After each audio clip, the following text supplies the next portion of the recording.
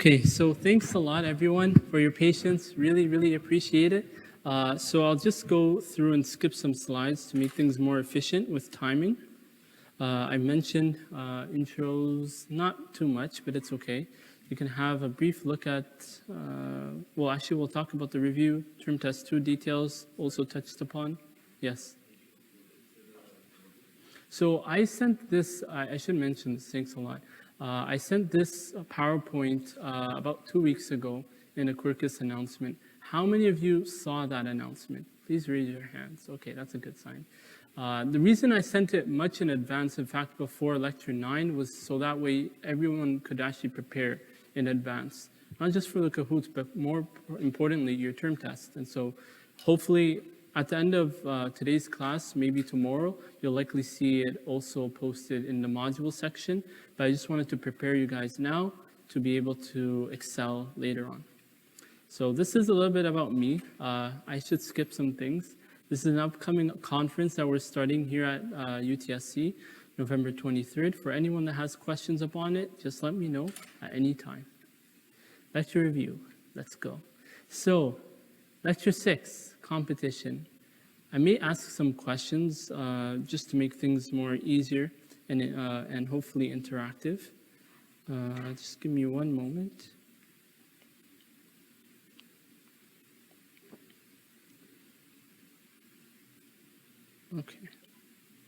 Okay, so I'll just close this. So a few things. So we've learned from lecture 6 the importance of competition, but for those that don't know, what is it all about? It's essentially a non-trophic relationship that interacts between a predator and prey. And in context, when we say non-trophic, that means that we're going beyond the schema or the relationship of within a single troph. So essentially think of it as not just like, cheetahs and lions trying to attack a prey, but more so interactions that are, well, that's one interaction, but others that may go beyond the scheme of simply a predator. If I'm speaking too much in different tones and lexicons, just let me know. But essentially, what we have here is the concept of competition in different ways. I've touched upon lions and cheetahs, but also, between that interact with a prey, but also here you can have a Venus flytrap engulfing a bee. And in different situations, really, the idea is that you have a limited environment with limited resources, and so the aim is that predators are going to be fighting and competing with one another to be able to maximize their fitness by optimizing their potential for given resources to enhance their growth, survival, and reproduction. For those that don't know, predators adapt to different techniques trying to devour or ingest or infect their or induce their prey. But similarly, prey may also adapt in different unique ways, and sometimes they may show forms of blending, mimicry, to be able to enhance their indetection and to enhance their survival and hide from predators.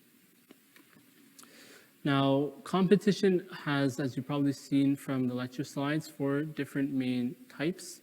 Interest-specific, that's aiming to be competition between individuals of the same species. Think of it as like 2 cats trying to fight for a mouse. Interspecific competition relates to what I mentioned earlier of non-trophic relationships between different species. So like a lion and a cheetah versus a gazelle. Interference competition is more so towards directly inhibiting the ability of a competitor to access limited resources. And then exploitation is the indirect fashion of it. And essentially think of it as like you trying to block any roads to success or mitigate all forms of obstacles that would lead you, let's say as a competitor or a predator, to interact with your prey. Exploitation is more indirect, but nonetheless aims to limit the resources of a predator, or in this case of a competitor from another species. Now, analyzing competition, the idea is that if you've seen Gauss's experiments for paramecium, then what you'll appreciate, and this also connects to microbiology, is the idea that you can have different bacterial species grow separately and exponentially in return. And that would elicit intraspecific competition between different bacterial cultures or within a single bacterial culture. So think of it as like different colonies within the same species interacting with one another. But when they're grown together, so think of it as like a cocktail, or if you have taken microbiology, then like on a culture dish with multiple species, then some of them you may notice may over time become extinct, and others may actually continue to progress and exponentially grow. And that elicits intraspecific competition through the mode of competitive exclusion. And so this idea is essentially that you have some species that continue to flourish, and despite some minimal essentially degradations or like changes over time. But then you have others that over time become extinct as a result. And so this level of competitive exclusion is something that's quite noteworthy, something that you should take heed on. And by the way, most of the content I'm trying to touch upon today with due time is trying to really show to you in a nutshell high yield concepts for your term test. So take that into account. Now, competitive exclusion, I've touched upon it before, but it's really an advantage that you want to, or a competitor would want to enhance their fitness. And even if we focus on a single species, think of like, between species. Think of it like a fast lion versus a slow lion in competing with a cheetah for a certain gazelle or like or some form of prey. The idea is that you want to, enhance your growth, enhance your reproduction, enhance your fitness, and despite the effects on other competitors and potentially their own extinction. Now, something that you probably remember from term test 1 is that the concept of a fundamental to realized niche is something that's actually quite practical. You may find that, for example, a fundamental niche, you have, a multitude, or what we call like a plethora of different resources out there that theoretically could enhance a species' reproduction or reproductive rate. But then in reality, or in a realized niche, there's still limiting factors. And so that's something that you want to keep in mind. Say that you're a lion and you're trying to, compete with other species, and thereby, if you actually become weaker in your fitness or reduced in your fitness, that potentially can restrict your realized niche and thereby actually reduce its potential to expand to potentially its fundamental niche. The Lotka-Volterra model, this is an important model. For those that don't know, essentially it combines both equations mathematically with the concepts of functions through graphs. Give me just one moment.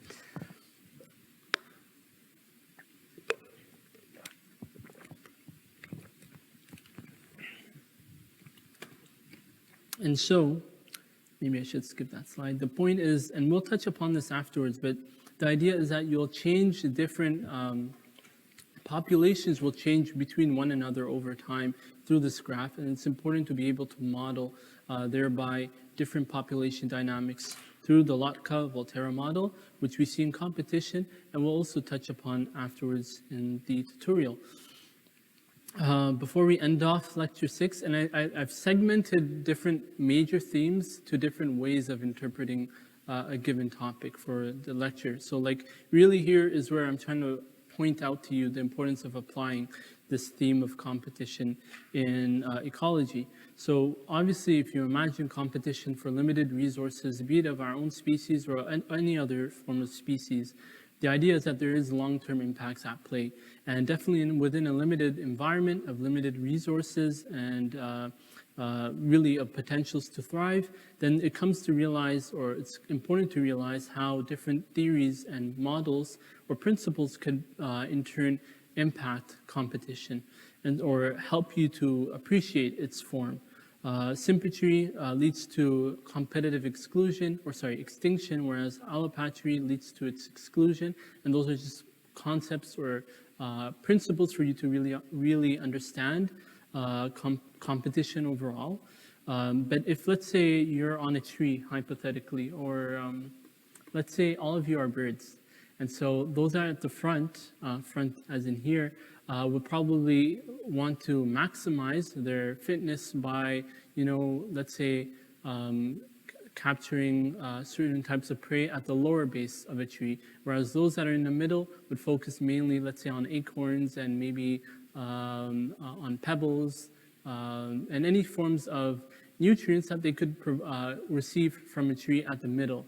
And then at the very top of the theater room is what we would actually call this room, is essentially birds that would flock at the peak, at the very top or apex. And so those are things, by the way, in terms of words, apex, peak, they're relatively similar. And the reason I bring that up is because you'll notice some different types of words used that are quite similar on your term test and final. But the idea is that that's resource partitioning, and then the different character traits that thereafter progress is what you call displacement, or in fact, character displacement. And then thereby, these factors impact performance overall. Any questions? I'll skip quickly ahead if there are no questions. Exploitation is an important concept from Lecture 7. And really, it's the idea of interactive species that aim to maximize their fitness over others. And I know we've touched upon competition before, but exploitation has other forms that include parasitism, predation, herbivory, and maybe I should ask, is there one other one that anyone here knows from the lecture slides, or even from Lecture 7? No? We'll find out. We'll find out soon. Okay. Don't worry. These interactions differ in diet breadth, but also in depth between species over time. The idea is that let's say parasites, they'll focus on a particular host over time. Predation, as we've touched upon in a form of competition, can deal with multiple prey, various types of prey in different degrees. And herbivory essentially involves really, ingesting and undertaking different types of, not just herbs, but really primary producers. And then the life lunge principle is essentially a trade-off between, let's say you're a lion, for example, or a lioness, and you're trying to chase out, let's say, hypothetically, actually maybe to make it easier, and a different idea is that, let's say you're a mouse, and you see cheese at the end of a room. You want to grab that cheese, but you don't realize that there's a snake that's actually keeping an eye on you. And so that essentially is what really begs the question as to, like, if you're Tom and Jerry, what would you do? That's the life lunge principle. And so defense is another form of, talking about prey-predator relationships, but really here's where we often try to connect it to, let's say, plant biology, or even in the case of mammals, how different types of mammals will potentially hide as a form of primary defense, deter an opponent or predator as a form of secondary defense, and then fighting if in combat to maintain survival as a form of tertiary defense. But overall, exploitation can be monitored in different ways. Amongst them includes monitoring changes in growth rates through exploitation. And there's often this trade-off that you'll notice through the slides, also in our graphs from Lecture 7, that show differences between consumerism, or the rate of consumer growth, and the depletion of resources. And that's why I have it here as an inverse relationship. Now, in terms of monitoring this graphically, you have cycles that are shown in the lecture slides. That really show the following segment, or linear pathway, generally speaking. And that's from resource extinction. So you have many resources, but now they're becoming depleted. And thereafter, those that consume those resources, thereafter also become extinct. And thereafter, because let's say, after some time, let's say plants start to flourish after them being grazed by gazelles, for example. Thereafter, some time, maybe let's say 10 years, 20 years, 30 years, they eventually return to their original levels. And perhaps they can even occur in shorter periods of time. In the terms of plants, generally speaking, they're shorter depending on the plant species. But if they're larger, animals, for example, especially those that are near extinct, or near extinction, they have potentially longer periods of time to be able to return to normal states if possible. And then stable coexistence is this idea that, if you really take a management perspective, you have supply and demand always fluctuating over time. And then similarly, for consumers of the sense of animal species or plant species, that their resources also coexist, but also alternate intrinsically. And this is also a form of population dynamics that, once again, is modeled through the Lotka-Volterra model, here in terms of prey and predators. And I think this is second last slide for lecture 7. The idea is that, if we model exploitation in another sense, without, let's say, hypothetically in a system, you have no more predators, then ideally, just like I've mentioned before, prey would exponentially increase. But if you have, no more prey, hypothetically, then predators would logistically decline over time. And that's also modeled through the Lotka-Volterra model, similarly for the competition model, but in this case for predators and prey. Now, zero-growth isoclines are very important to be able to relate and be able to solve essentially changes in which predator or prey abundance would no longer fluctuate, and actually could help you solve different case studies over time. Lastly, these models are limited, but they can, essentially because of their long-term frame that's expected. But the idea is that experimental alterations can occur, nonetheless, through using different variables and different short-term graphs to model exploitation. Lastly, if I'm not mistaken, analyzing exploitation in dynamic systems can be done through state variables, and this leads to different trends being observed over time. And in fact, competition between different species could be modified or could be shown through a modified logistic curve.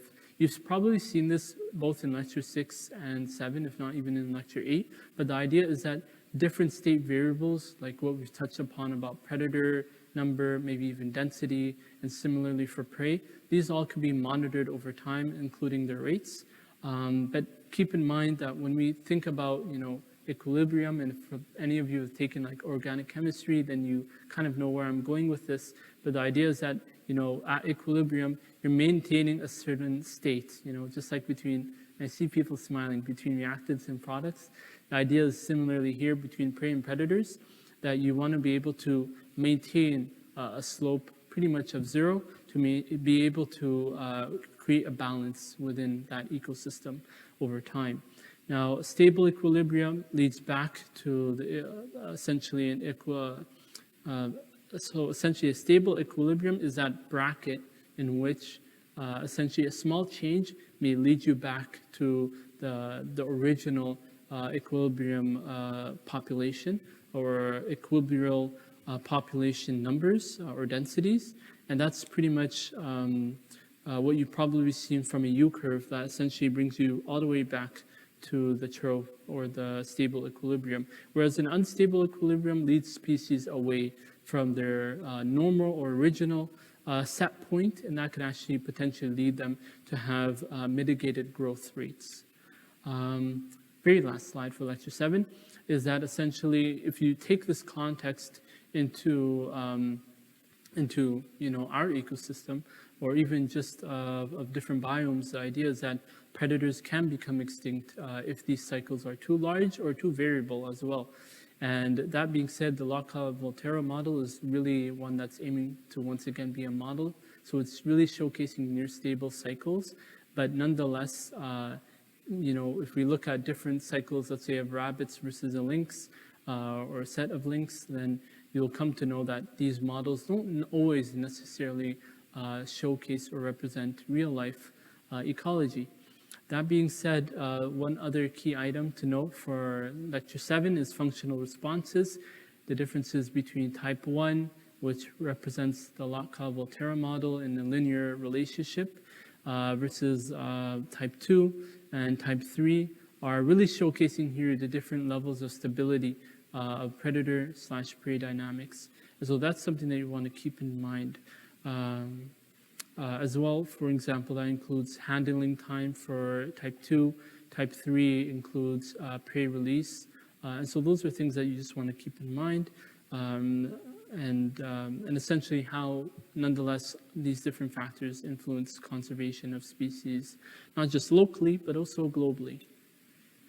Any questions? Am I too hard for you guys? Is my vocabulary too dense? Forgive me, because I've taken too many grad courses or too many courses here. But nonetheless, the idea is that if you have questions, if you want me to speak in more simpler lingo, just let me know at any time. We're here at Lecture 8, Parasitism. So symbionts live in or on organisms. They could be like mosquitoes, as you see here, or they can even be within your gut bioflora. And some are mutualists. Who knows what a mutualist is? Does anyone know? Can anyone raise their hand? What a mutualist is? Someone spoke first. And then was it you? No? Yeah, go ahead.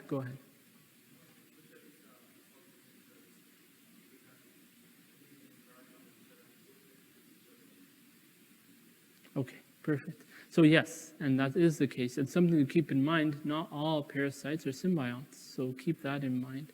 Not all symbionts are parasites, but rather some are mutualists, as our dear friend has pointed out as well.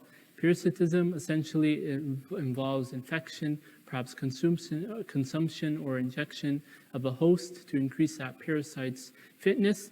And it doesn't necessarily mean that they're like an insect vector here, but also potentially viruses, right? There are different types of pathogens that actually are parasites that cause disease. And so keep these different traits in mind, including the fact that not all parasites cause disease, but sometimes benefit, as I've mentioned earlier, as showing mutualistic relationships over time. Macro versus micro parasites, if you know anything like economics or even just what these root words are, macro in the sense that these macro parasites, you could see them with your visible eye. Microparasites, you'll likely use a microscope. Ectoparasites live outside or on the host, whereas endocytes live inside the host. Ecto out, endo in. And so, like predators/prey, you'll find that parasites and their hosts have similar models, like the Locke-Volterra model, but also they have similar forms of adaptation to increase their fitness. For hosts, they try to defend. Let's say, wearing jackets, sleeves. Let's say, think about yourselves for a moment. Let's say there was like Zika virus that is, born through mosquitoes. The idea is like, what would you do in that case, right? If you're a host, potentially you defend yourself wearing clothes. Keep in mind your skin as well as a form of outer cover. And if you hopefully don't get infected, but if there is anything to incur that injection or infection of a mosquito onto your body, then what would occur is that you would normally have biochemical and immunological defense mechanisms to help protect you. And at the same time, parasites try to circumvent this in different ways. You should notice, though, that this isn't just a natural process, something that's more supernatural, in the sense that you can find that parasites may actually, inject through different mouth parts or pieces. You may not know this, but mosquitoes have actually 6 different channels to actually bite a person. So something to keep in mind. Inhibitors also can occur, so biochemical inhibitors. Immune evasion can also occur, let's say through HIV and other viruses.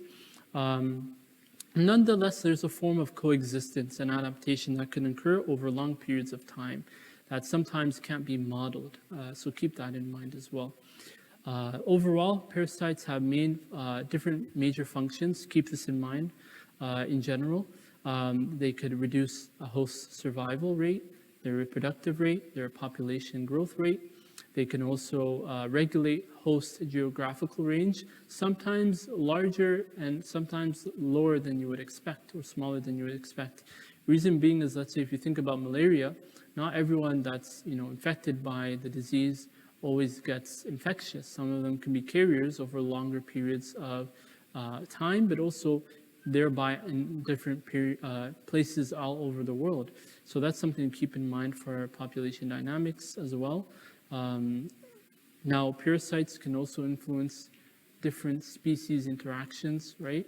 You probably saw different types of videos on parasites in your class with Dr. Mohammed, but the idea is that different competitive and predative interactions can actually be either increased or inhibited by these parasites.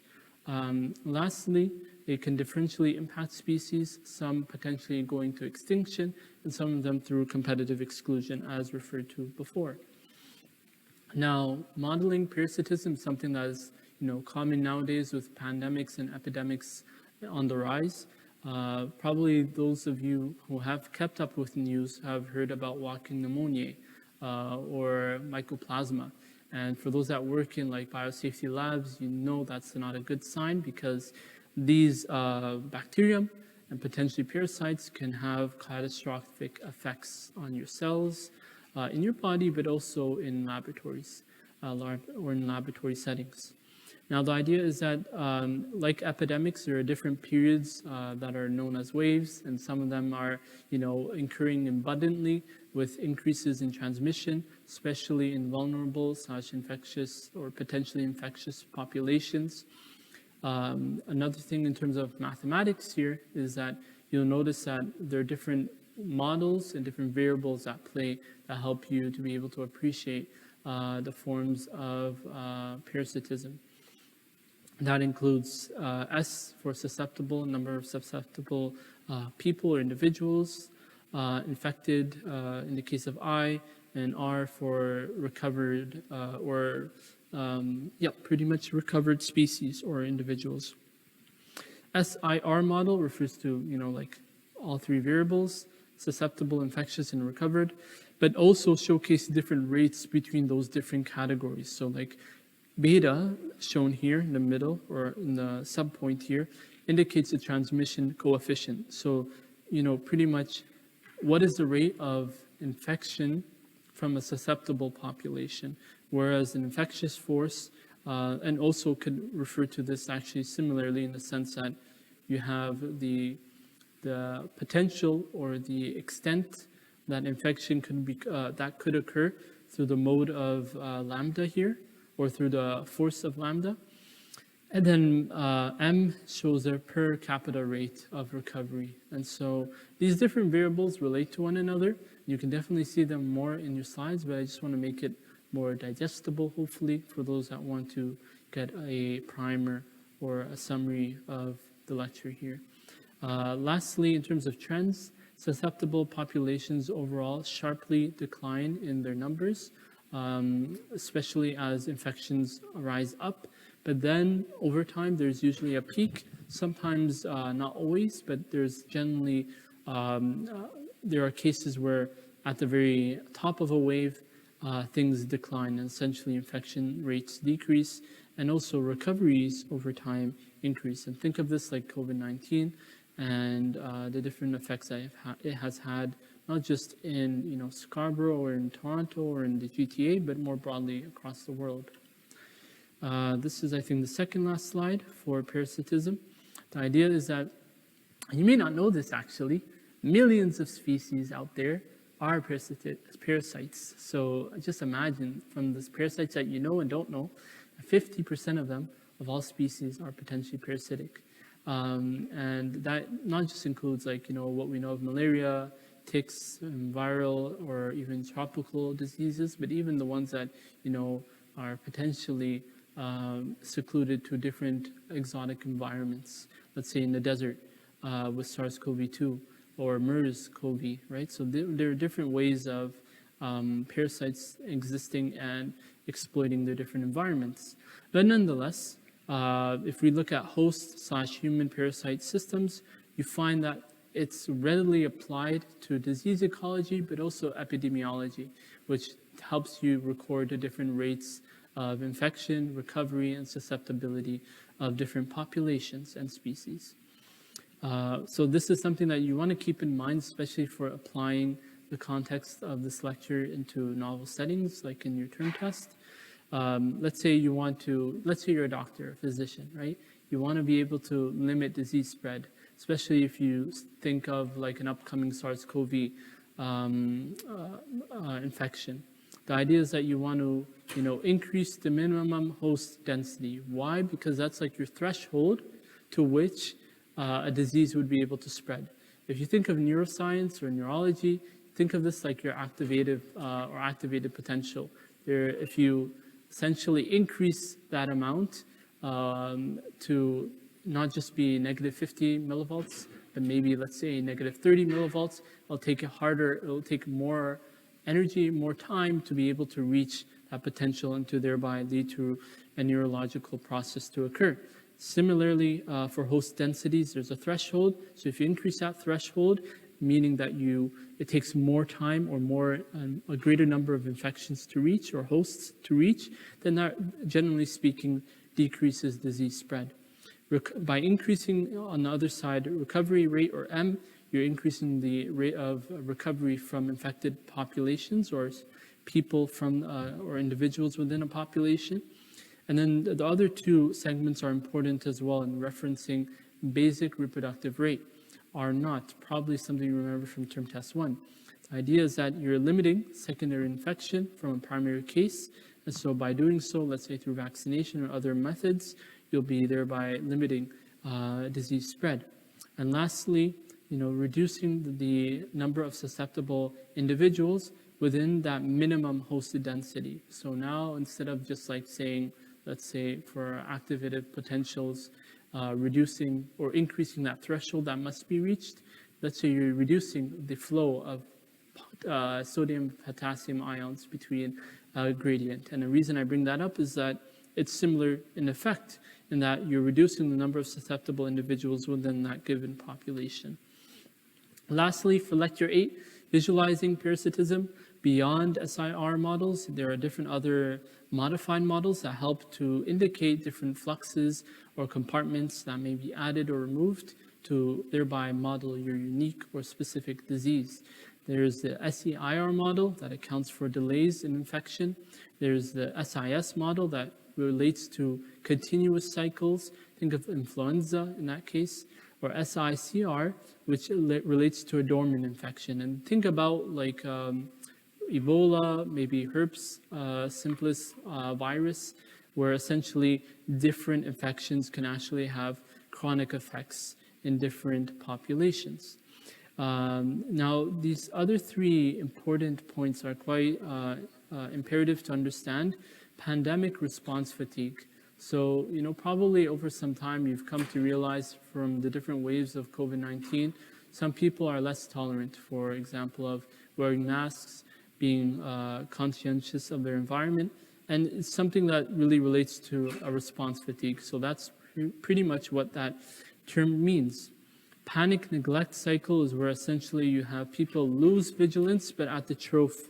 So not at the peak, but at the trough of an outbreak, because people think, oh, maybe we're good at this present time. There isn't as many infections now. People are recovering, so maybe I don't really have to wear a mask at all. But sometimes with that, parasitic spread or disease spread can actually linger and increase higher with super spreader events. And that's where the fighting a fire analogy comes in from the end of lecture 8, because you have this idea or model in which that you want to mitigate, just like a fire from spreading, you want to reduce the potential of a disease to also spread. And so there are different ways of being able to monitor this through, building different, fire exits potentially by, let's say if you just look around here, you could think about like having different emergency, like in a case of a laboratory setting, different lab coats or like fire covers that could prevent and blanket a fire from spreading. Similarly, by reducing the spread of super spreaders over time and potentially avoiding their reignition over periods and populations all over the world. That's the end of lecture 8. Any questions? Okay, we'll go to lecture 9. Forgive me if I'm like going too quick with you guys, but hopefully after some time, just looking through this lecture multiple times, you'll have a more replenished and hopefully reduced workload for understanding concepts for your midterm or term test number 2.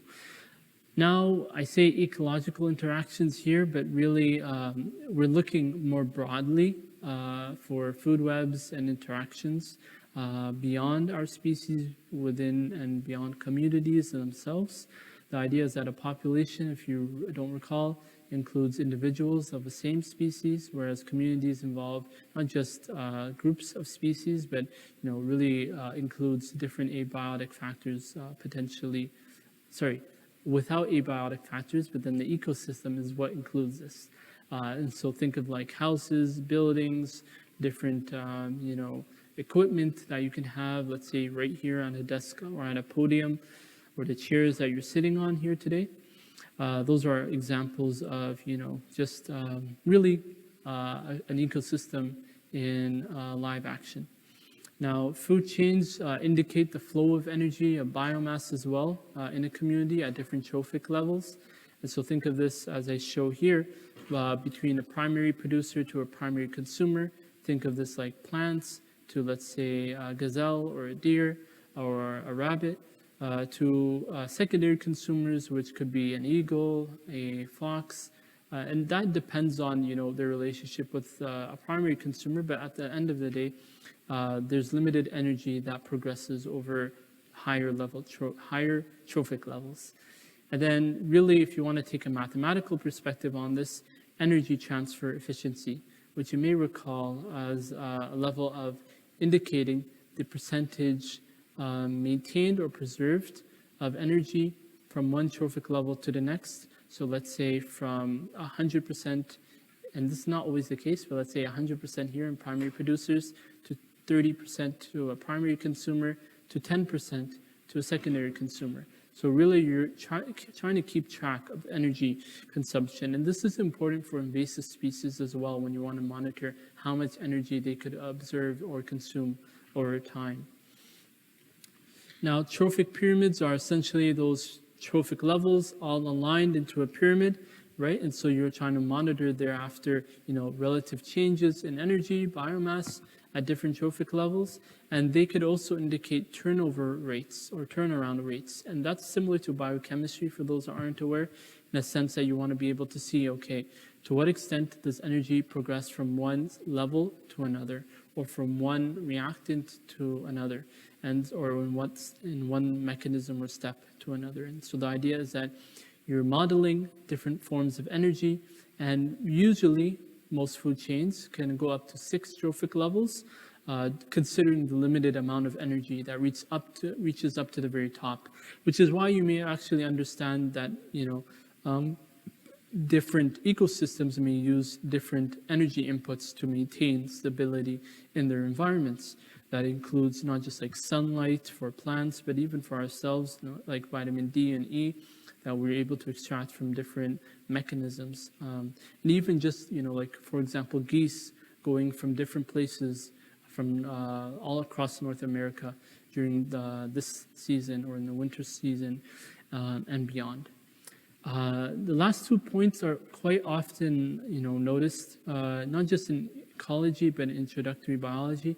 Bottom-up control, so you're going from the bottom, primary producers, all the way to the top, secondary, tertiary, or even quaternary consumers. The idea is that energy is being controlled all the way from the bottom, reserved from the bottom, affecting to the higher level, or higher trophic levels over time. Top-down control is the opposite, in the sense that you have the limited number of consumers that impact thereby their prey, and potentially thereafter influence lower level trophic populations, but also potentially your primary producers like plants, and thereby impact lower levels. That being said, both models can work with one another, but you can see how it can be applied like here. With algae blooms, let's say if you go to Lake Ontario at different times in the spring or summer, you'll notice that there's a lot of algae, that green fungus that spreads all over waters and makes them look green. The idea is that those algae actually limit the growth of not just phytoplankton, which are primary producers, but also influence the growth of their consumers, like fish. And so fish eventually pass away, and then there's an increase in aquatic mortality. And so that's just an example of bottom-up control, or an inference to it at least. And then top-down control is the opposite once again, but the idea is like you can have different interactions, competition, predation, and others that will actually impact lower levels by the growth or the reduction in higher trophic levels. Before I end off here, something to point out is that if you have an odd number of levels, which may sound not redundant, but odd, or pretty much odd essentially, or strange to observe. But the idea is that if you have, let's say, 5 levels within the ecosystem, then the idea is that there's an increase in production by the producers themselves, which would make, let's say, a given habitat appear more greener than it would otherwise appear.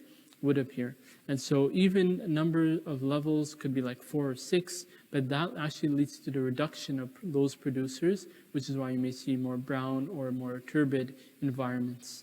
And that's something to keep in mind as you see, like here in the case of the background with algae, but also even if you look at like muddy swamps and other locations.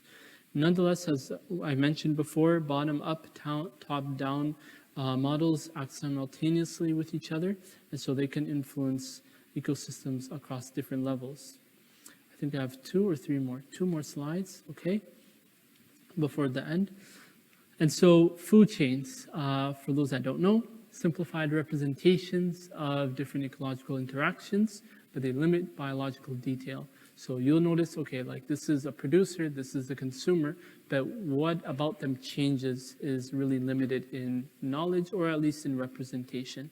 Food webs, on the other hand, provide greater complexity of those interactions, and they use what's called a ball and stick model, or diagrams, to really indicate species as different dots that interact with one another in different locations, in different ways across time.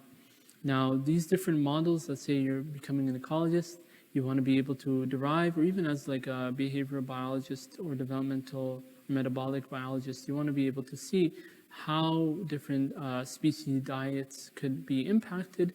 The idea is you could use direct observation, or you could even go down to the gut or fecal content to be able to analyze different relationships that could be impacted by the interaction of, let's say, parasites with their hosts, predators with their prey, and then other mutualistic relationships potentially. Stable isotopes are also important for those that know organic chemistry. You can literally use mass spectrometry to be able to identify one's diet within different trophic levels, not just within days, but also months before further experimental analysis. The last slide, food webs are also simplifying reality as we know it, because there are even a greater level, there's a greater level of complexity that's involved through interaction webs that actually indicate intratrophic relationships. So, you could theoretically be on the same level as, let's say, a deer or an elephant, let's say in the savannah, but how do they relate with one another? That's where interaction webs come in, and that's something that you want to also keep in mind. Some intratrophic interactions can greatly impact community function. That could be through, and this is actually indirect effects of essentially ecological interactions, but that includes trophic cascades, predator-mediated coexistence, and apparent competition, and also resource competition, which you've also seen from the slides of Lecture 9. Lastly, ecosystem engineers. These are species that alter community function and stability, or even their physical habitat. Think about beavers, think about like different types of animals, or even insects that could impact their environment. And if they do it drastically more than you would imagine, then those refer to keystone species, like beavers. Foundation species are those that include keystone species, or actually in the inverse relationship, but the idea is that foundation species will impact their environment proportionally. So think about their biomass, their population index. If they have a proportional impact on their community or their structure, or on the habitat structure, then that indicates foundation species. Any questions? No? How was that for a little crash course in 50 minutes? That's pretty much your 4 lectures, all in 50 minutes. So hopefully, obviously there's more that you would want to understand and appreciate from the content, but I just wanted to make this simplified for everyone.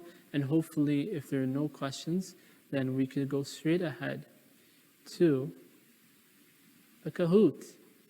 So what I'm going to ask is that you all can, or actually per team, yes, okay, sorry, question, yes. Sorry, can you repeat your question? Before? Sorry, can you repeat that?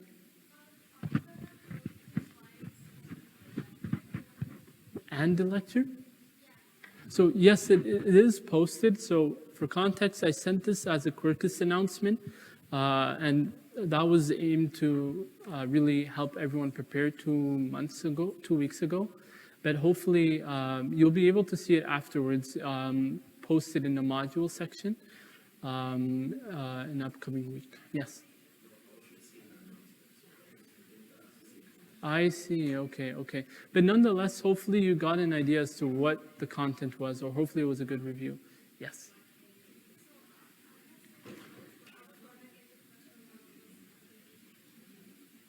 The questions from the Kahoot?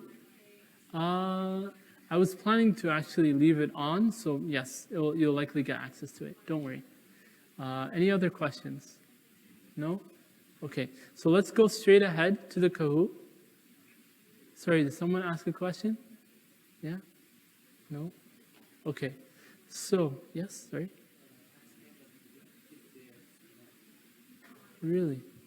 Does anyone else have a similar situation?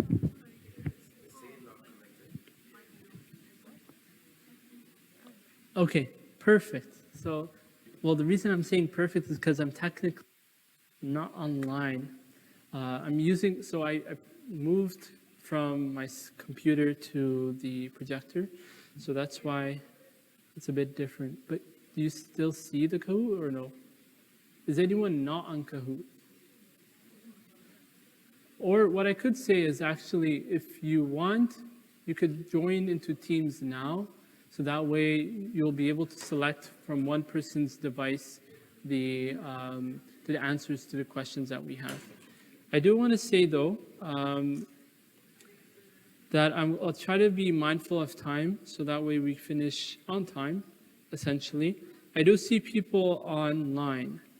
So what I'm going to do is, let's see if I can now use the projector or my computer.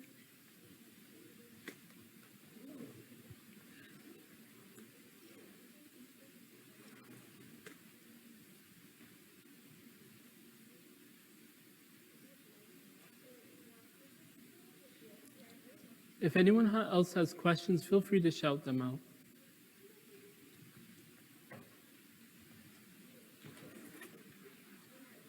So I could see people logging in, so like it's good. Just let me go on it itself as well.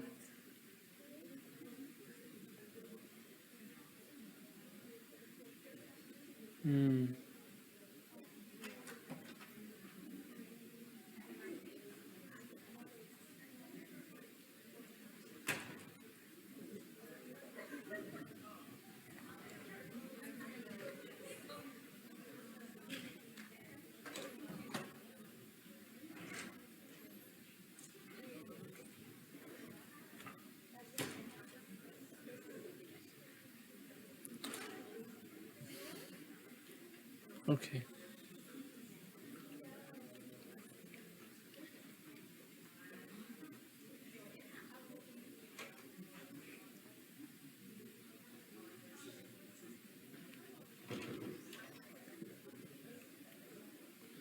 So for those that don't know, I'm just going to confirm, yeah. So the idea is, and I'm just going to go, so I have it on my screen. That's the problem. You may not see it yourself. But what I'll do is,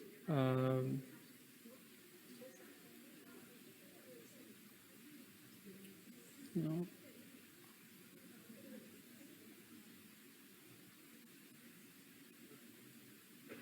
So we may go through another, we'll do another Kahoot, a login, and you'll likely get another code. So just brace yourself, don't worry. I just have to make sure.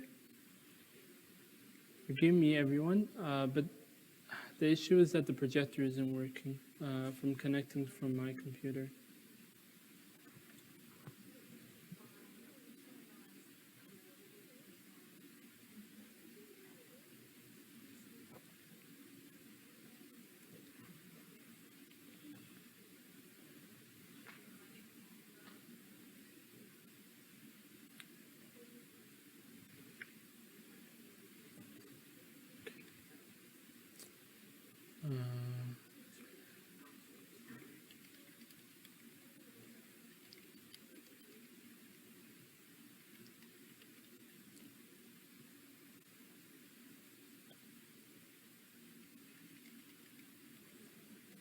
Okay.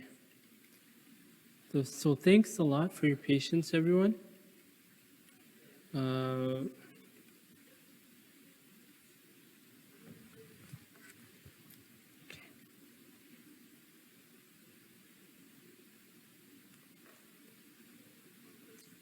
So don't worry, you don't have to know about my screen.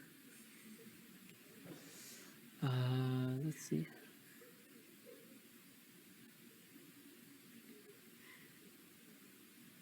But let me ask, how was the tutorial? Was it too complex? No? It was good? Raise your hands if it was good. Okay. And don't feel pressured. If you feel like it wasn't good, just let me know at the end of the tutorial. So what we'll do is likely use a different QR code. So don't worry, you could just get out of the one that you did. Because normally, depending on the game, there'll likely be new QR codes made. And once it's shown, then I'll let you guys know. I'm just trying to think if there's another way for me to project.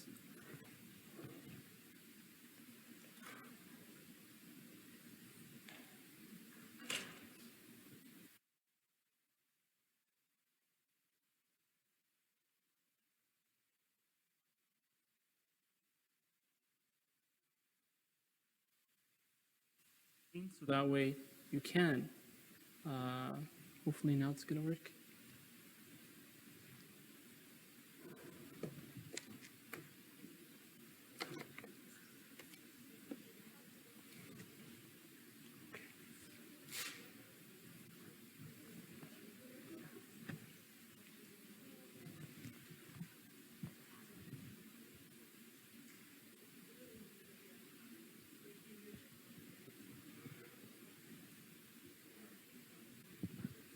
Okay, well, I see it from my screen.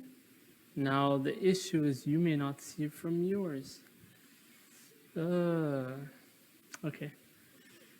Yeah, so it showed up from my screen. I'm just trying to think. So this is what I see, but you guys don't see it. I apologize. I don't know what to do, though.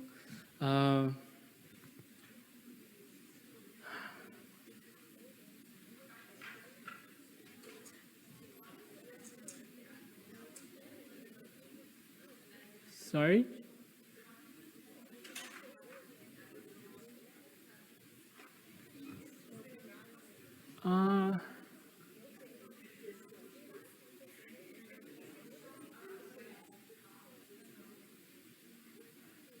I think I have another way, actually.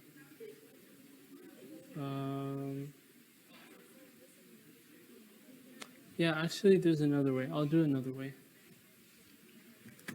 If it doesn't work, I apologize, but I'm doing what I can.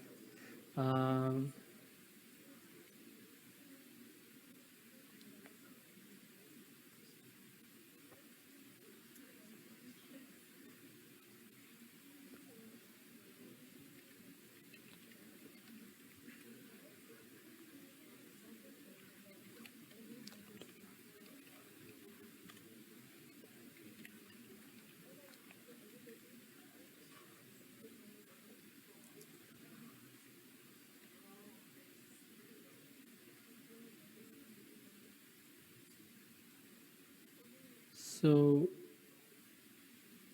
if you're ever in a similar situation, this is what I'm doing. So now I'm trying to sync my computer. Hopefully it works with this computer. So hopefully you see the game.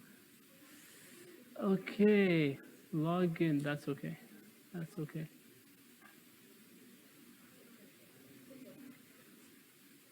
Okay, so let me just confirm.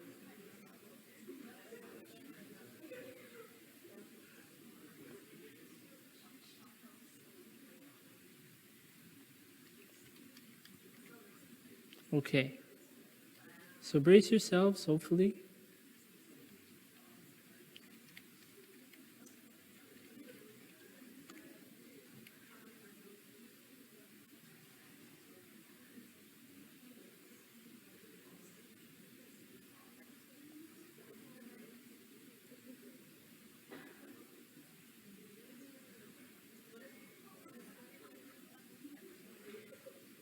So think about the concepts we talked about today. Don't worry about this.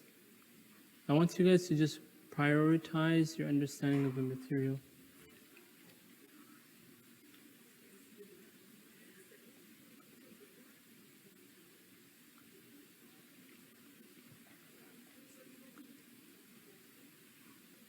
Okay, so we have over 40 people here. So just to say it again, 1 device per team. Try to huddle with the person with the phone in the middle, so that way you'll be able to look at the game all together. It's making a new QR code, so just be mindful of this. Scan this QR code. I'll expand it so you guys can have a look. Don't worry, you could get out of the earlier one, but hopefully we could continue to have some fun here.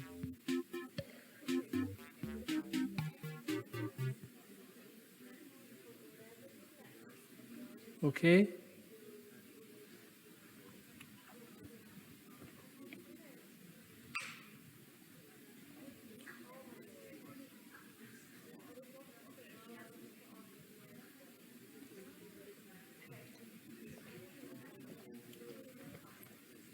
And once your team is on, I want you to raise your hand.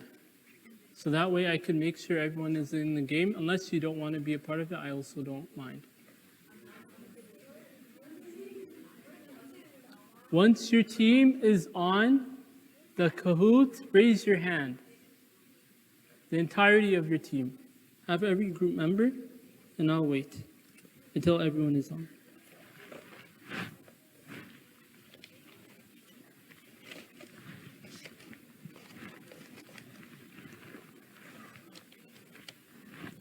Keep raising your hand.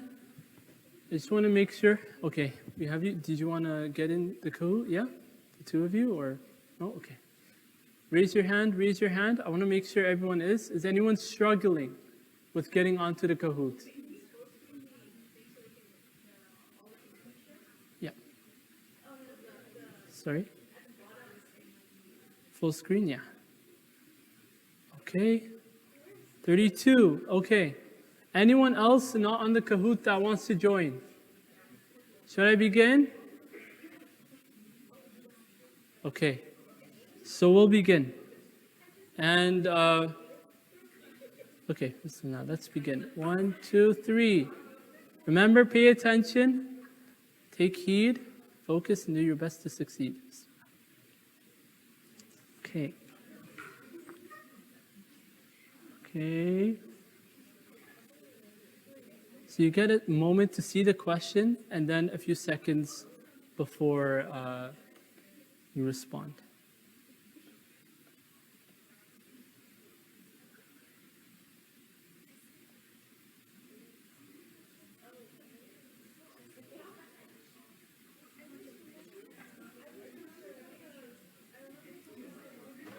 Each question is for 20 seconds. Okay, so let me just go over, I don't have time to go through every question, there's 30 questions, but briefly, I said this at the very beginning of lecture 6. It's a non-trophic relationship. For an interaction mutually affecting both organisms, that's mutualism. So it's a bit different. trophic relationship, don't get confused, it's non-trophic and not a theme from Hunger Games. In terms of ecology, right? So just keep that in mind. We'll go to the next question. Okay, Team Carlos, Team SKM, and MM are also all in tie for leads. Okay. Next question, an example. What's an example of an interspecific competition?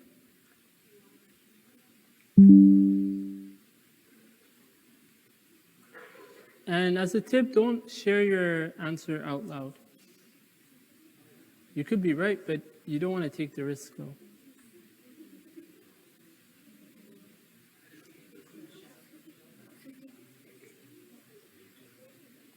Okay, so two hyenas tackling each other near a cave. They're within the same species, so that's why it would not be inter-specific competition, but rather intra-specific competition. Now, the reason why it's not a T-cell and SARS-CoV-2 is because that's within a single organism and not within or between species. Similarly, not the case for blue, but it is the case for red, so congrats. Okay, let's go ahead. What's the Lotka-Volterra model, or what does it describe? So you get to think, and now answer.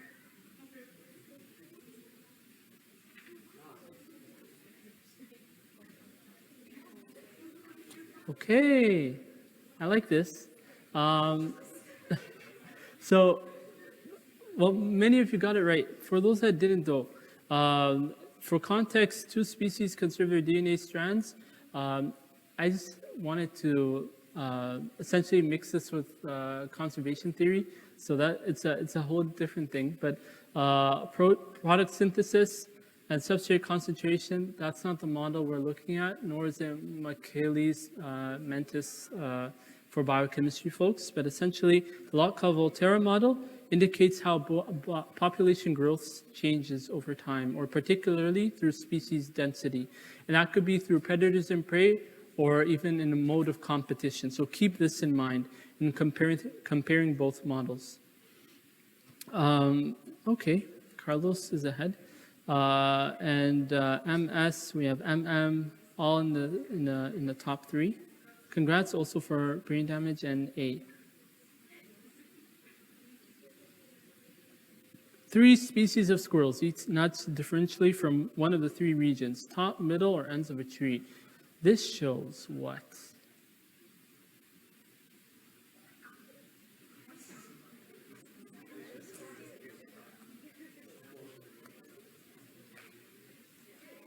Still really good. Okay. Species allocation, no, because you're not allocating species. The species is 1, yes, but you're not allocating species. If anything, would be more like resource allocation, or what we know in ecology, resource partitioning. Character alignment is also not a word used. It's more like character displacement, but also still it's not the same concept. So just keep that in mind.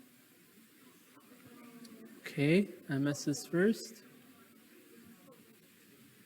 A hummingbird eats a spider at the expense of the spider's fecundity. Let's think of reproduction. This is a classical example of. Someone want me to repeat the question again? A hummingbird eats a spider at the expense of a spider's fecundity. This is a classical example of.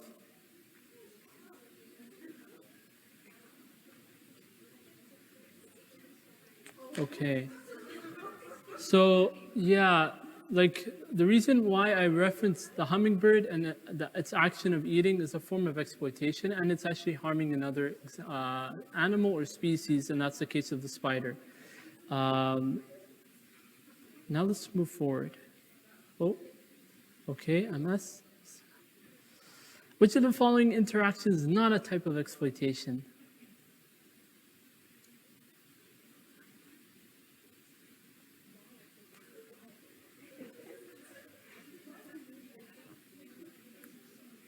Okay.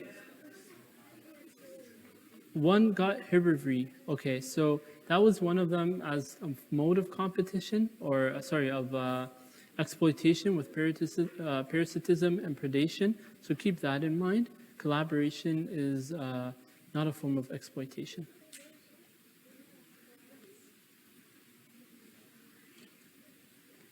Okay. Ooh. Think deeply about this. Think about the formulas that you would use.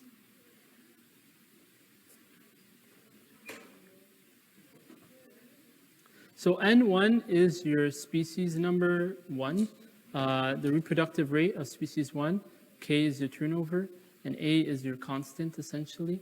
What is the population growth rate of species 1 relative to species 2? Okay, so this was harder to define and purposely done so that way you can keep in mind the formulas. We'll touch upon this formula soon. Disappointingly, well, just to clarify actually for everyone, for the formula that you're using for the Lotka-Volterra model, and even for formulas that are beyond the model, it's important to note all constants. In this case, you actually need N2, the species or the number of individuals in species 2 to be able to derive the growth rate of species number 1. Why? Because this relates to competition. If you have the other parameters at play, but you don't know the number of your competitor, then how well will you actually know the population's growth rate of your own species? So that's something that you want to keep in mind. Okay. Otter. Using the Lotka-Volterra predator/prey model, you would determine how population abundance changes by what? Would you analyze the radioisotopes? Would you use isoclines? Would you map out changes in temperature over climatic regions? Would you use net growth equilibrium across population densities? What would you do? Okay, so that's correct actually. So many of you got it blue, and maybe for time, I'll skip ahead, but actually, let's just briefly understand that you're using the zero growth isoclines to determine population abundance or densities over time, not these net growth equilibrium, because really we didn't touch upon them. Yes, I mentioned stable growth, unstable growth, but those are for stability purposes, not using the predation predator/prey model of the Lotka-Volterra theory. So don't get tricked sometimes by certain words. Know the key terms and know how they relate with one another. Okay.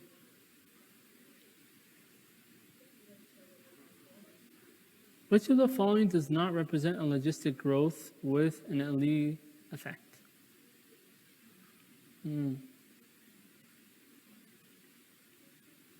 So some concepts I've taken directly from the course material, which is why you may have not seen it in the review, but it's a good test to see how much you've understood from the lecture content before, and if you can merge it with Kahoot questions.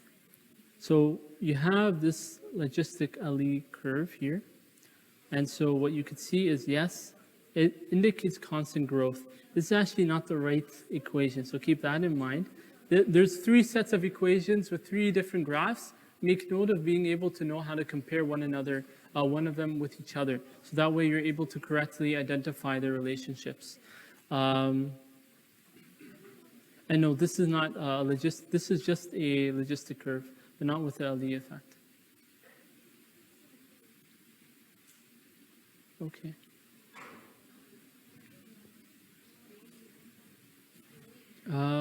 For timing, I'll try to just go straight to the questions. So one of the limitations of dynamic systems is that, are they mostly unreliable? Are they normally captured from species in low altitudes? Are they difficult to model for long-term changes? Or are they really captured, or do they really capture simple predator/prey relationships? Think about it. What are one of the limitations that you can imagine? That's the one. They can actually capture, they mostly do capture simple predator-prey relationships, but it's harder for them to actually be able to extrapolate over time, over long periods of time. So that's something to keep in mind for its limitation. Okay. Which of the following does not lead to a functional response for predator-prey dynamics? Think about what I mentioned, type 1 to type 3. Handling time, prey refuges, prey switching, predator cooperative,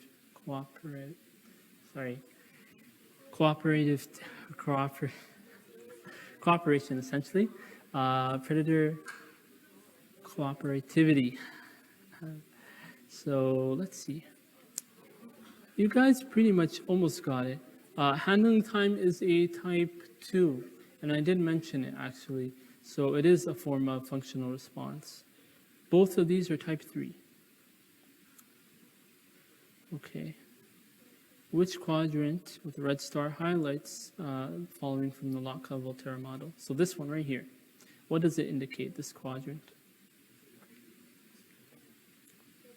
Are both exploiter and prey densities increasing? Are they decreasing? Or is one or the other increasing and the other decreasing?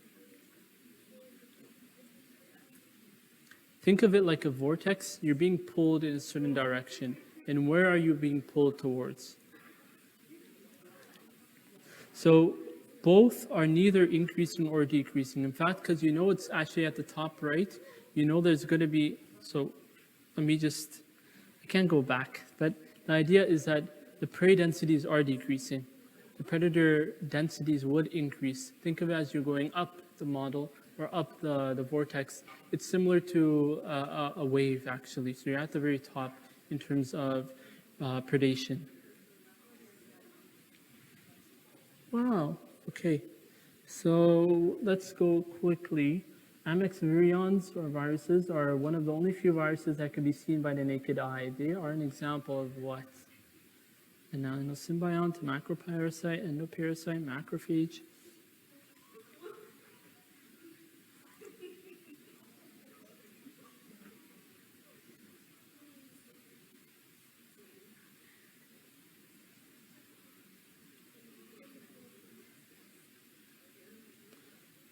Okay. So it's not an endoparasite. The reason I say this directly is because the term that we're using here, and by the way, it's not a real virus, but the idea is that the term of seeing it with your naked eye is what stands out as a macroparasite, as its trait. You monitored interactions between lions and cheetahs in the savannah. After applying this model, you predict that they follow what? Okay. So this is the model that you're using, and the idea is that you want to be able to know, okay, what type of principle is at play here? Are they showing coexistence, competitive exclusion, allometry, collaborative inclusion? If you have any questions, by the way, at the end of the class, we can discuss them. Coexistence. It's not competitive exclusion. Don't be tricked.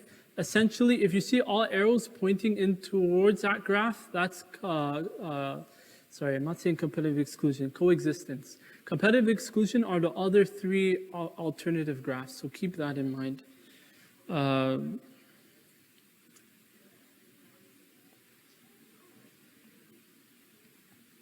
Hosts can avoid parasites using the following, except what?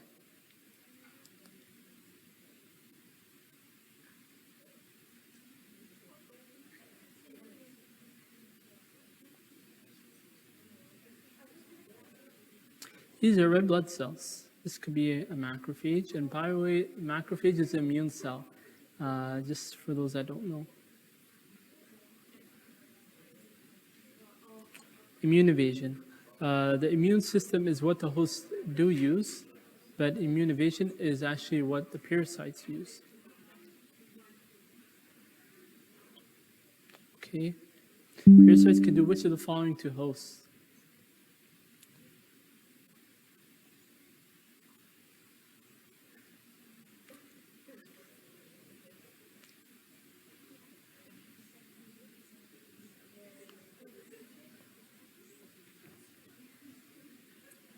Okay, So sometimes you'll find all of the above actually match, and they do review. They do all three other functions.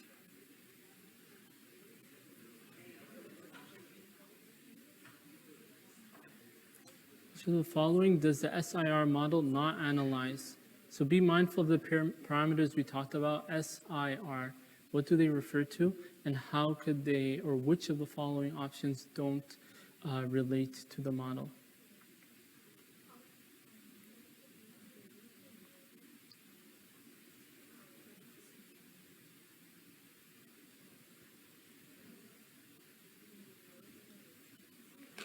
Congrats. So yes, so essentially it actually uses all three. So keep that in mind.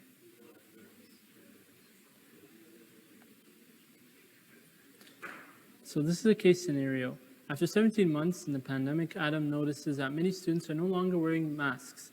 He thinks we have entered what?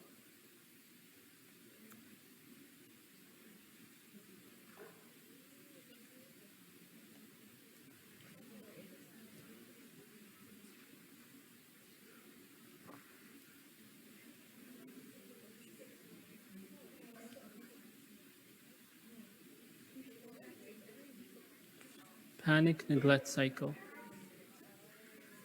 For timing, I'm gonna try to go quicker. I'll let you guys think, but hopefully, inshallah, if you have any questions, just let me know. So you're a virologist, and you're tasked to reduce the spread of SARS-CoV-2. Which of the following interventions would you use?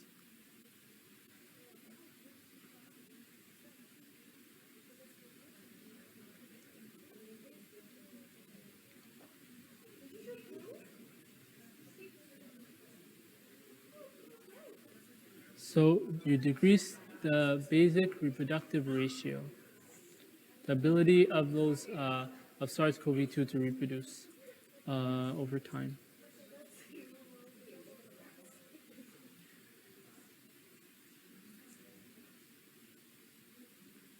At this red circle, the net population or populative growth of serpents are what?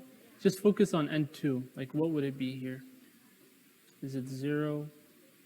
Is it 0.667? Is it 13? Or can it not be determined?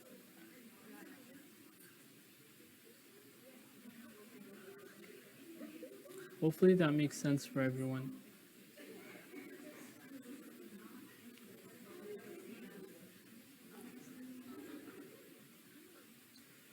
So the following could imply algal blooms or algae blooms in Lake Ontario. So by the way, this is how green oceans, ravines, and ocean beds can actually look. So just keep that in mind.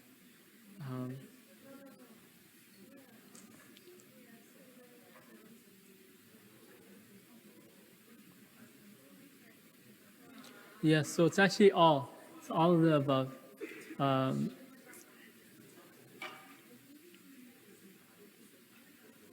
We talked about the ball stick model. A biochemist may think of it actually in protein shape, but what does it refer to as an ecologist?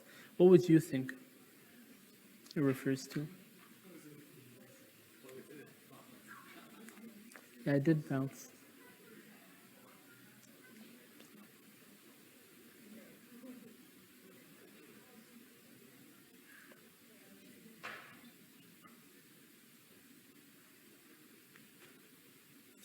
Okay, most of you got a food web. Yeah, trying to note the difference because the chain is, as you know, as a chain, but really for a food web, it indicates the different species as dots that interrelate with one another. Okay. Indirect effects of ecological interactions include all except?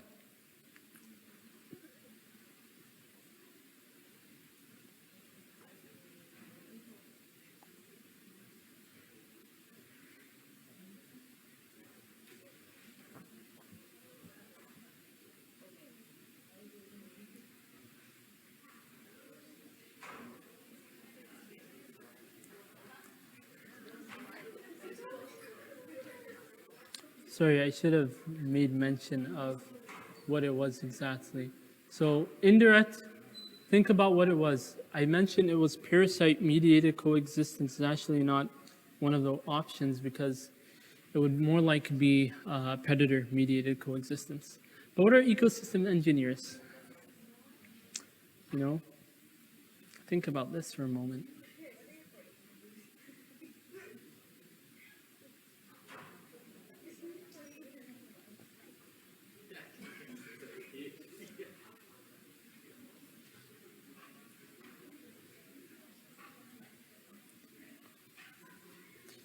For timing, I'm going to do one last question after this.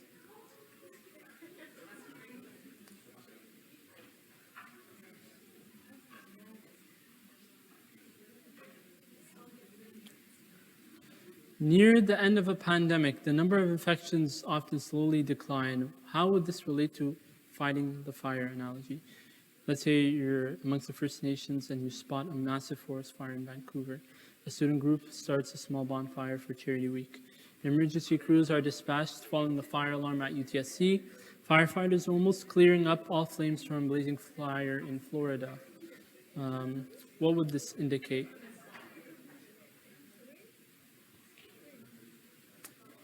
Okay, interesting. So you guys got it, essentially.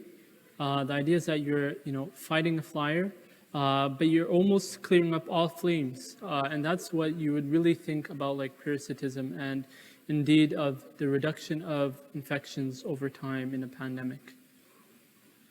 So, we will stop here. If you want to have a look, well, actually, I want to ask, who is MS? Could that person raise your hand? The two of you? Congratulations. So what's going to happen is actually, I'm going to give a $25 Cineplex gift card to you, but you have another option. If you wish, from what I mentioned earlier, the conference that I'm hosting, if you wish and you want to actually be involved or just go in for it, I could give you 2 free tickets for it. But whatever the case is, you could tell me at any time at the end of the class, and I'll let you, we'll discuss it nonetheless. Before we end off, we have 2 minutes remaining. I really appreciate everyone's time and energy. It's greatly appreciated. But I also want to know what you think about the tutorial, and if you have any other questions for the upcoming term test, or even just about other questions, equations, models that you need to understand more appropriately. Yes. With that, thank you everyone for listening. Thank you.